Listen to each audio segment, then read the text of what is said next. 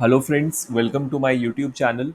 मेरा नाम हर्षित है और आज के इस वीडियो में हम बात करेंगे मैक्सपोजर लिमिटेड के आईपीओ रिव्यू की, जिसमें आप 15 से 17 जनवरी के बीच में अप्लाई कर सकते हैं।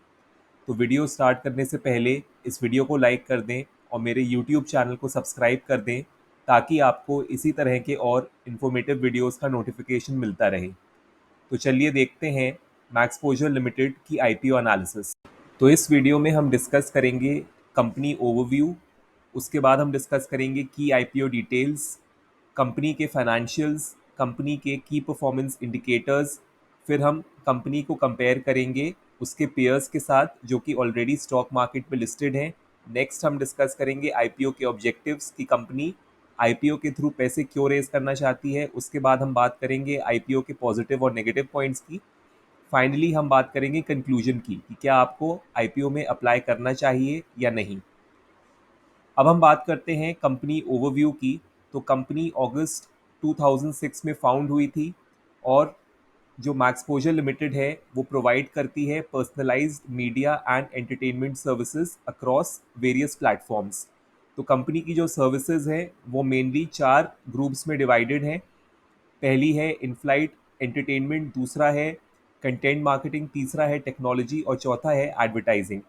कंपनी का एक वाइड सेल्स नेटवर्क है अक्रॉस इंडिया और कंपनी के ऑफिसेज हैं दिल्ली, मुंबई, बैंगलोर और कोलकाता में।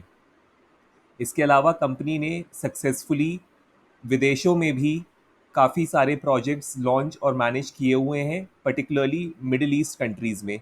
ये प्रोजेक्ट्स हैं गल्फ़ एयर के साथ जो कि बहरीन में है, एयर अरेबिया के साथ जो कि शारजा में है, वीएफएस के साथ जो कि यूएई में है और जजीरा एयरवेज के साथ जो कि कुवैत में है।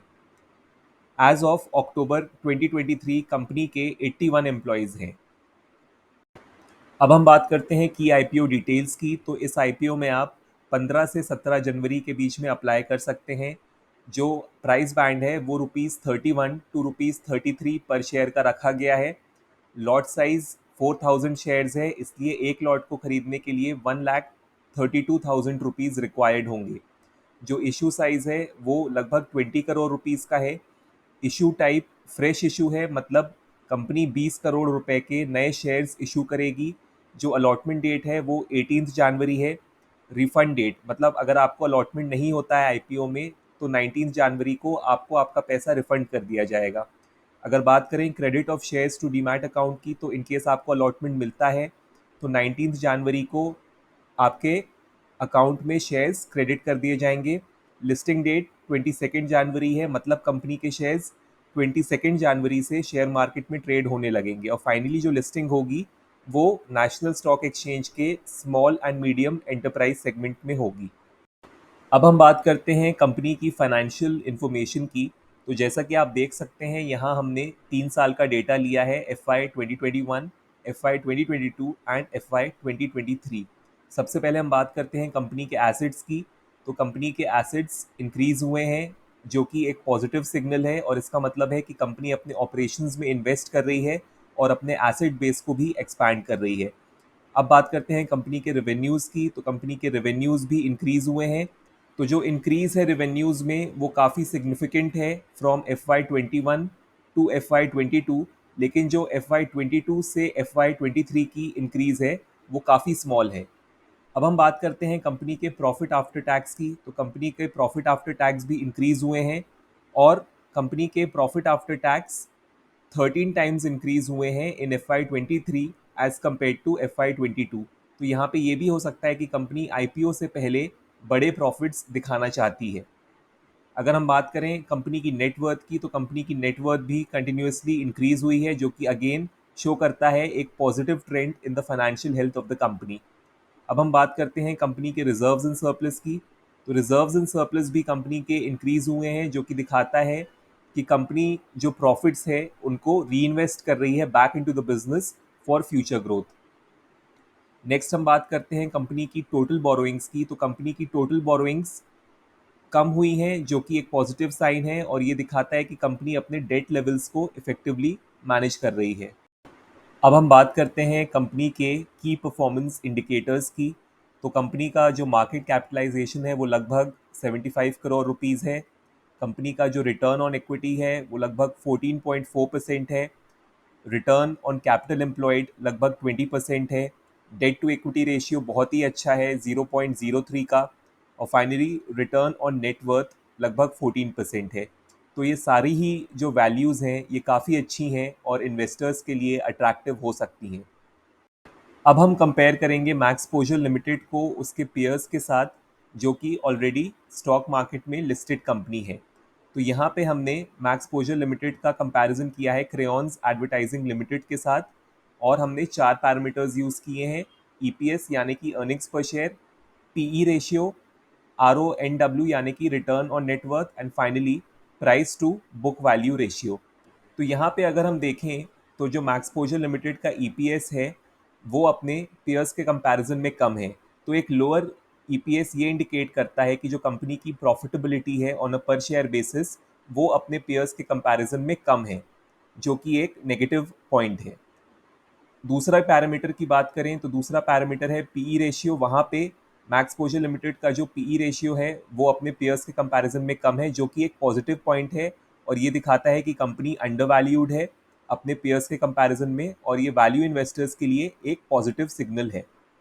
नेक्स्ट हम बात करते हैं रिटर्न ऑन नेटवर्थ की। तो मैक्सपोजर लिमिटेड का रिटर्न ऑन नेटवर्थ ज़्यादा है अपने पेयर्स के कंपैरिजन में, जो कि एक पॉजिटिव पॉइंट है, क्योंकि एक higher return on net worth indicate करता है कि कंपनी ज़्यादा एफिशिएंट है in generating returns on its equity. Finally हम बात करते हैं price to book value ratio की।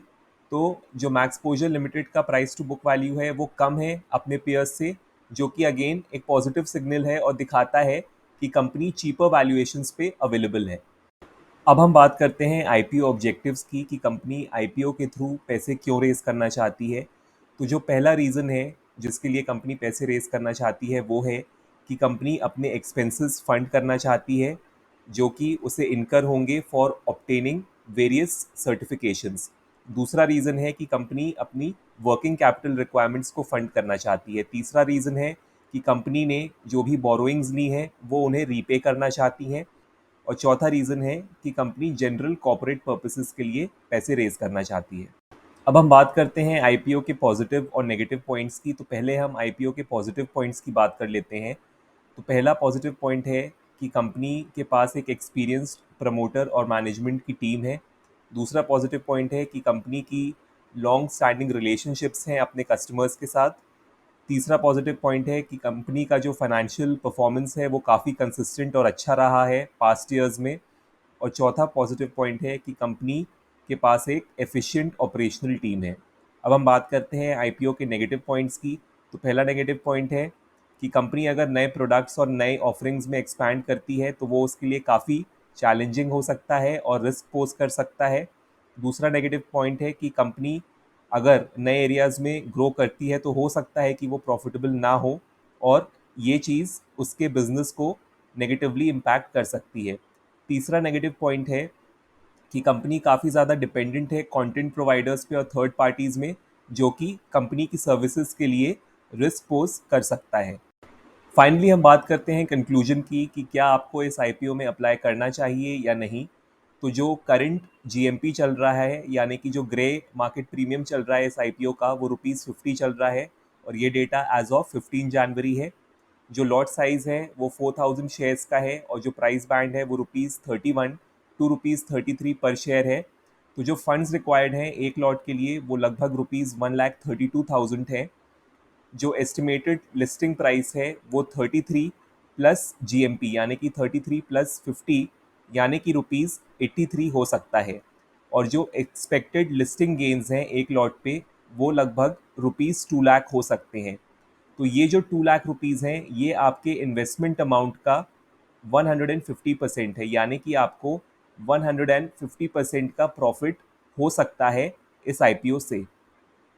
तो यहाँ पे रिकमेंडेशन ये है कि जो रिस्क टेकिंग इन्वेस्टर्स हैं, जो रिस्क ले सकते हैं, वो इस आईपीओ में इन्वेस्ट कर सकते हैं फॉर द लिस्टिंग गेन्स।